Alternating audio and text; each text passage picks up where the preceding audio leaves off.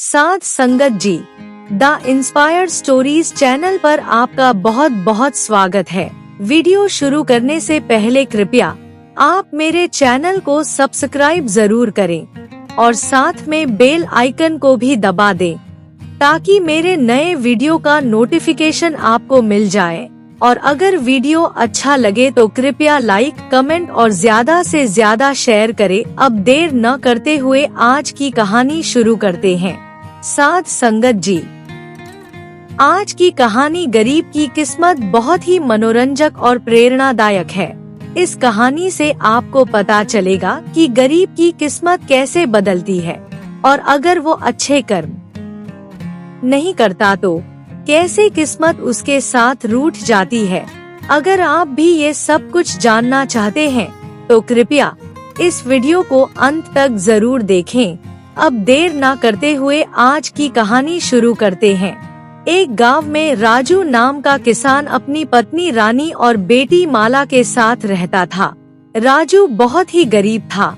एक दिन उसकी पत्नी रानी ने उससे कहा, मेरी समझ में नहीं आता कि हमारे गरीबी के दिन कब खत्म होंगे, कब हम खुशहाल भरी जिंदगी बिताएंगे। अपनी पत्नी की बात सुनकर राजू ने कहा, तुम चिंता मत करो रानी, जब अच्छे दिन नहीं रहे तो ये बुरे दिन भी नहीं रहेंगे, हमारा भी अच्छा समय आएगा। राजू की बात सुनकर रानी ने कहा, मुझे समझ में नहीं आता कि आप कब तक दूसरों के खेतों में गुलामी करते रहेंगे। रानी की बात सुनकर राजू ने कहा, लेकिन रानी मेरे पास कोई और चारा भी तो नहीं है। उसकी बात सुनकर रानी ने कहा, मुझे समझ में नहीं आता कि जब आपके पास अपनी जमीन है तो आप उस पर खेती क्यों नहीं करते। अपनी पत्नी की बात सुनकर राजू ने कहा, तुम्हें पता तो है कि हमारे खेत पर जमींदार ने कब्जा कर रखा है और मेरे पास इतने पैसे नहीं है कि उसका कर्जा वापस करके अपनी जमीन छुड़ा सको। उसकी बात सुनकर रानी ने कहा, तुम एक बार जाकर जमींदार से बात क्यों नहीं करते कि एक बार वो तुम्हारी जमीन वापस कर दे और तुम उस पर खेती करके थोड़े समय के अंदर उसके सारे पैसे वापस कर दोगे। राजू को अपनी पत्नी की बात अच्छी लगी। वो सीधा जमींदार के घर चला गया। जमींदार ने उसको देखकर पूछा, क्या बात है राजू, क्या तुमने मेरे पैसों का इंतजाम कर लिया है जो तुम इस तरह मेरे घर चले आए। जमींदार की बात सुनकर राजू ने कहा, मालिक पैसों का इंतजाम तो नहीं हुआ। उसकी बात सुनकर जमींदार बोला, जब पैसों का इंतजाम नहीं हुआ तो तुम मेरे पास क्या करने आए हो। जमींदार की बात सुनकर राजू बोला, मालिक आप मेरी थोड़ी मदद करो। राजू की बात सुनकर जमींदार बोला, पहले मैंने तुम्हारी ही मदद की थी तुम्हें पैसे देकर, लेकिन तुमने सूद चुकाना तो दूर की बात है, तुम तो मूल तक नहीं वापस कर पाए। जमींदार की बात सुनकर राजू हाथ जोड़कर बोला, मालिक आप मेरी जमीन वापस कर दीजिए, मैं अपनी जमीन पर खेती करूंगा और फसल बिकने पर आपके सारे पैसे चुका दूंगा, आप मुझ पर विश्वास करें। जमींदार ने राजू की बात सुनकर कहा, तुम्हें क्या मैं बेवकूफ नजर आता हूँ। जब तक मुझे पूरे पैसे नहीं मिल जाते तब तक मैं तुम्हारी जमीन वापस नहीं कर सकता और अब दफा हो जाओ यहाँ से, जब पैसों का इंतजाम हो जाए तो आ जाना। राजू उदास होकर जमींदार के घर से बाहर निकल आया और वापस अपने घर की तरफ जाने लगा।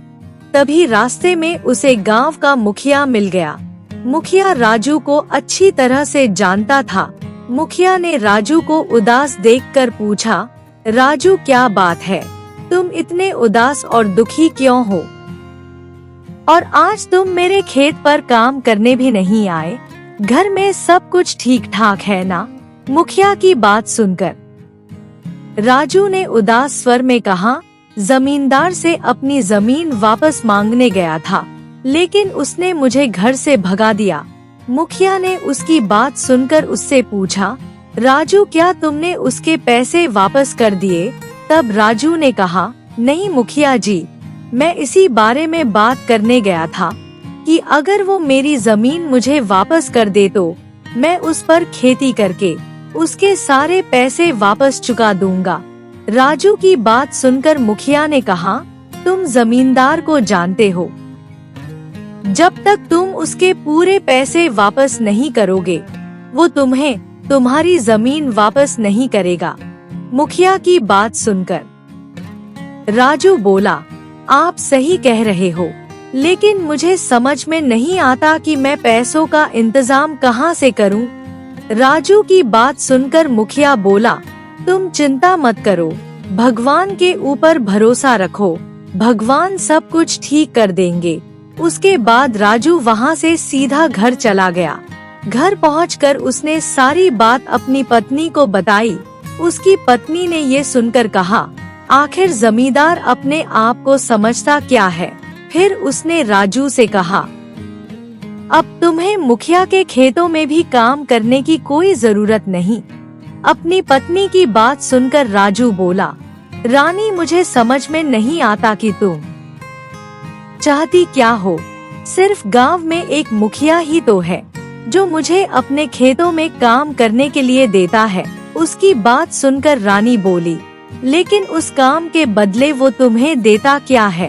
क्या कभी तुमने सोचा है इसके बारे में? अब मेरी बात सुन लो, तुम आज से जंगल में लकड़ियाँ काटने जाओगे और उस लकड़ी को बाजार में बेचोगे और जो भी उससे पैसे मिलेंगे हम उससे अपने घर का गुजारा करेंगे।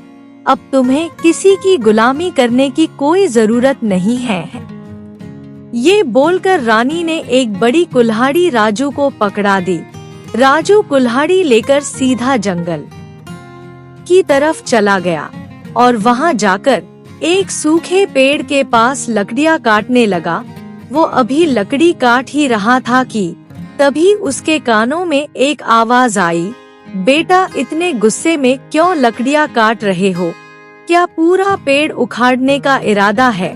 राजू ये आवाज सुनकर पूरी तरह से चौंक गया और इधर उधर देखने लगा।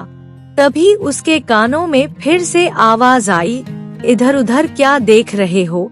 जरा अपने सामने पेड़ के पीछे देखो। राजू ने जैसे ही पेड़ के पीछे देखा तो उसे वहाँ एक महात्मा बैठे नजर आए।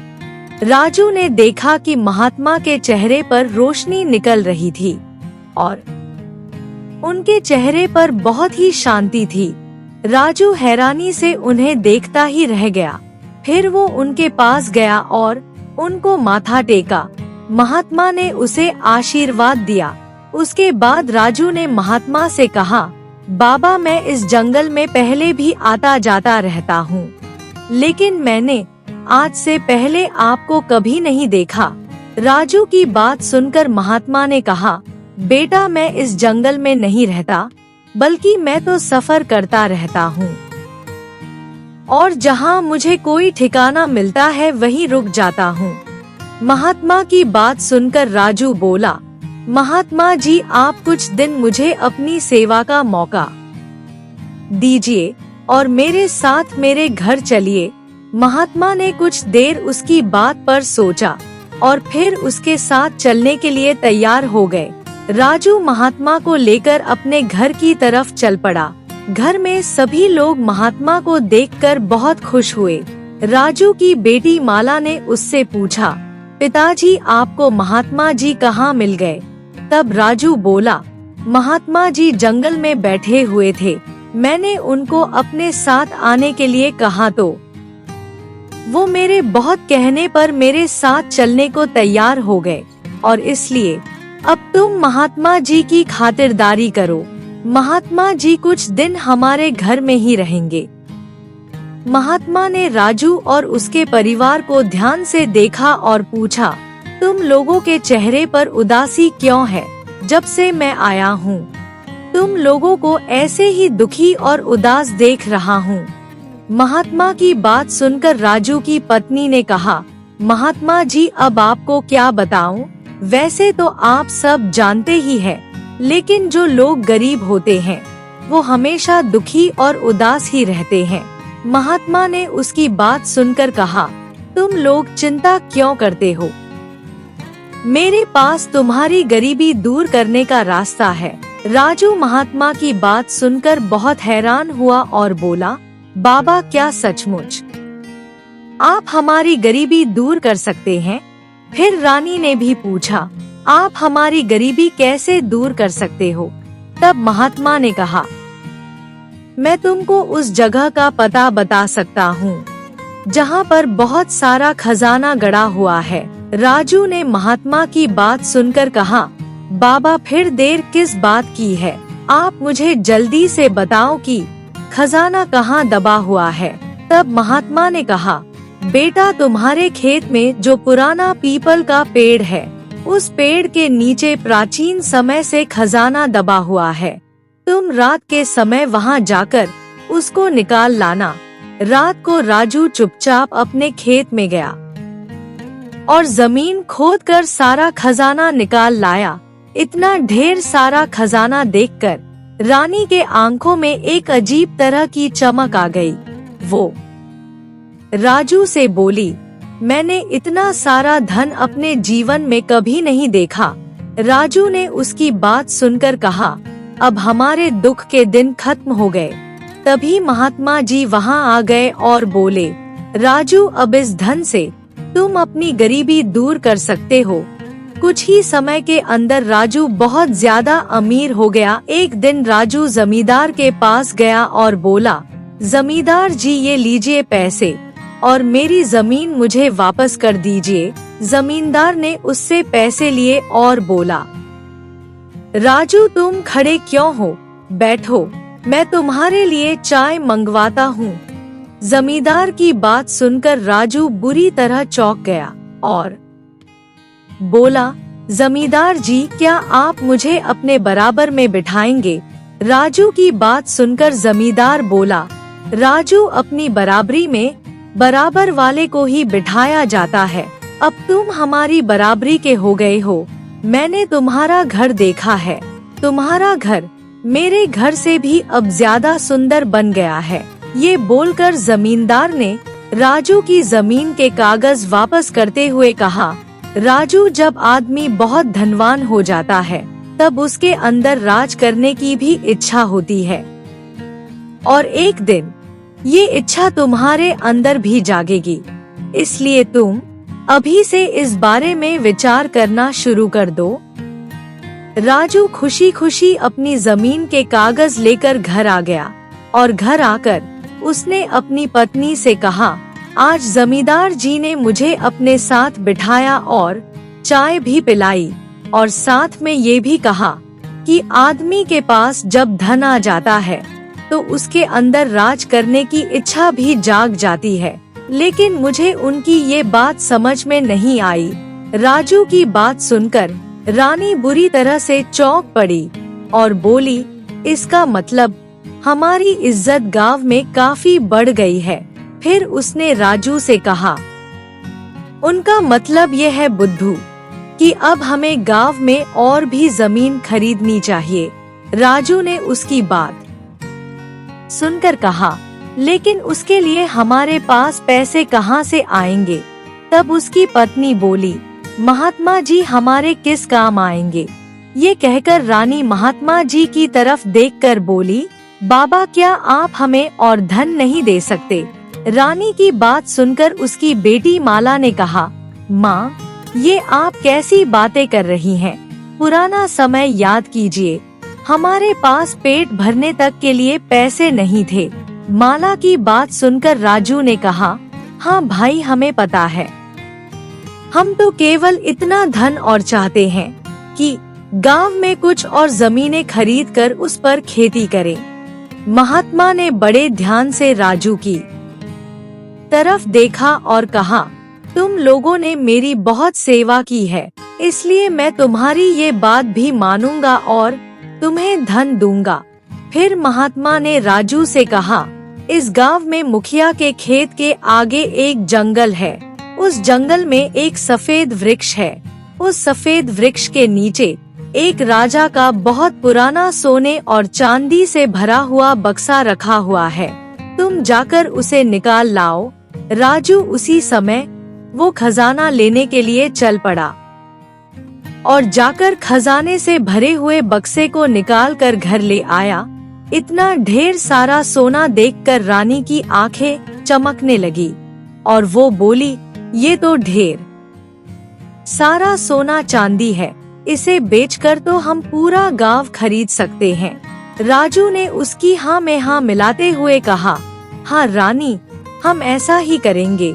राजू अगले दिन सारे सोने को ले जाकर शहर में बेच आया और वापस आकर उसने गांव के लोगों की बहुत सारी जमीन मुंह मांगे दामों पर खरीद ली और जो बेचने को तैयार नहीं हुए उनसे जबरदस्ती छीन ली। एक दिन राजू मुखिया के पास जाकर बोला, मुखिया, मैं तुम्हारी जमीन खरीदना चाहता हूँ। मुखिया ने उसकी बात सुनकर कहा, राजू, मैं जानता हूँ अब तुम बहुत अमीर हो गए हो, लेकिन ये जमीन मेरे बाप दादाओं के जमाने की है, इसलिए मैं इसे बेचना नहीं चाहता। राजू ने मुखिया की बात सुनकर कहा, मैं तुम्हारी जमीन की मुंह मांगी कीमत दे सकता हूँ। मुखिया ने उसकी बात सुनकर कहा, मैं तब भी नहीं बेचूंगा। मुखिया की बात सुनकर राजू को गुस्सा आने लगा। तभी वहाँ पर जमींदार आ गया और राजू की तरफ देखकर बोला, राजू, जब सीधी उंगली से घी नहीं निकलता तो तब उंगली टेढ़ी करनी पड़ती है। राजू ने उसकी बात सुनकर कहा, मैं आपकी बात का मतलब नहीं समझा।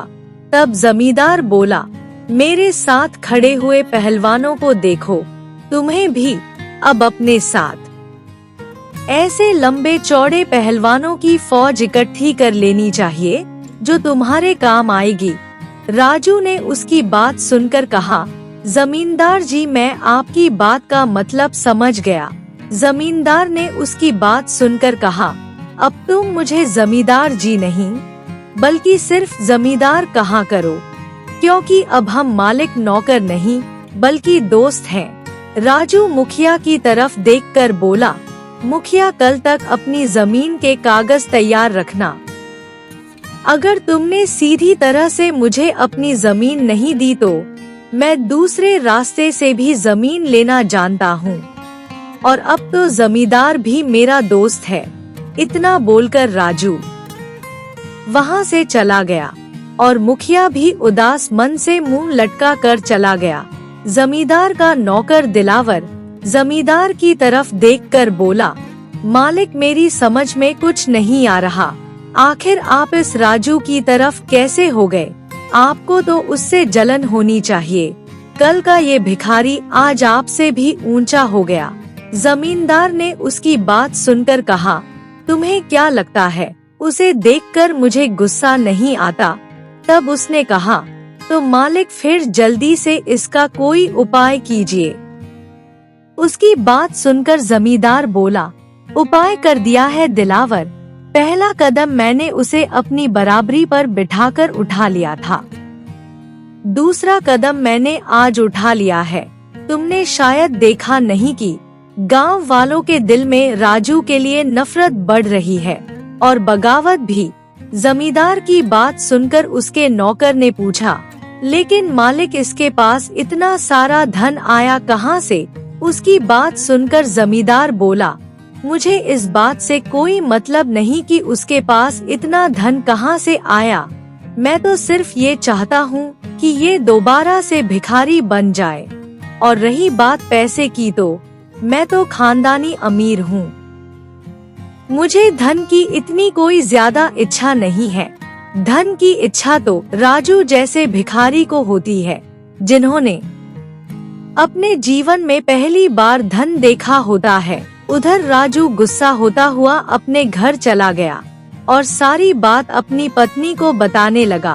अपने पति की बात सुनकर रानी ने कहा, मुखिया की इतनी हिम्मत कैसे हुई जो उसने आपका आदेश ठुकरा दिया, और अब आपको जमींदार के आदमियों की भी कोई मदद लेने की जरूरत नहीं है, हमारे पास महात्मा जी हैं।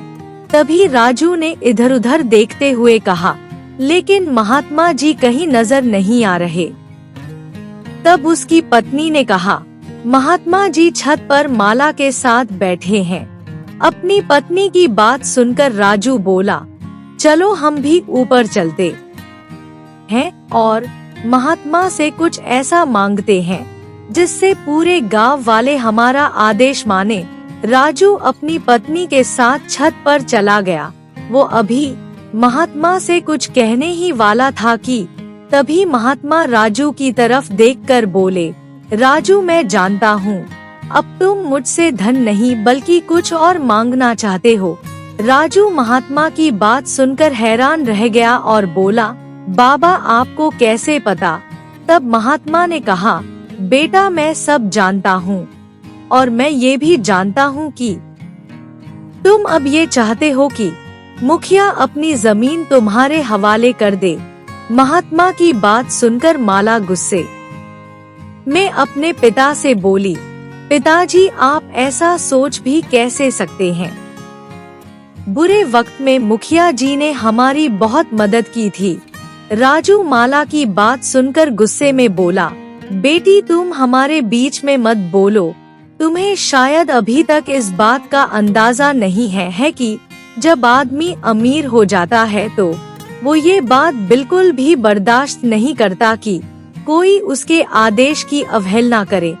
तब पिता की बात सुनकर माला ने कहा, पिताजी फिर तो थोड़े समय पहले जब जमींदार ने अपनी जमीन पर कब्जा किया था तो वो भी बिल्कुल सही था। माला की बात सुनकर रानी ने कहा, हाँ बिल्कुल सही था, लेकिन उस समय हमारी समझ में नहीं आया, पर अब हम जमींदार को समझ गए हैं। और माला तुम ये बात भी मत भूलो कि अब जमींदार तुम्हारे पिताजी का दोस्त है।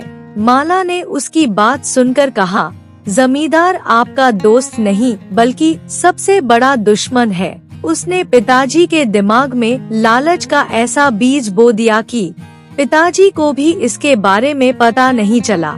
और सच बात तो ये है कि आप दोनों दौलत के लालच में अंधे हो गए हैं। शायद इसलिए आप दोनों को भगवान ने गरीब बनाया था।